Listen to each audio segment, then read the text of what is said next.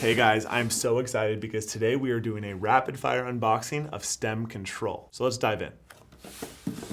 All right, so the first thing we're going to do is open the box. Hence, this is an unboxing. And what do we see? First thing we see is a little bit of paperwork. We have our stem audio user agreement. We'll toss that to the side.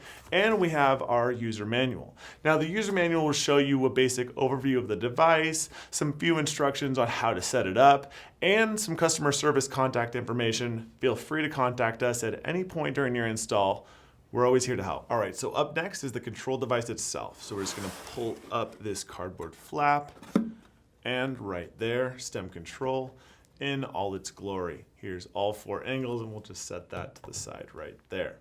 Now, in order to power the stem control unit, we need our Ethernet cord, which is at the bottom of the box. So just pull up on the cardboard flap, and right here we see our 15-foot Cat6 Ethernet cable. Now this is going to provide your stem control unit with data and power. It is the only cord you need to get this baby running.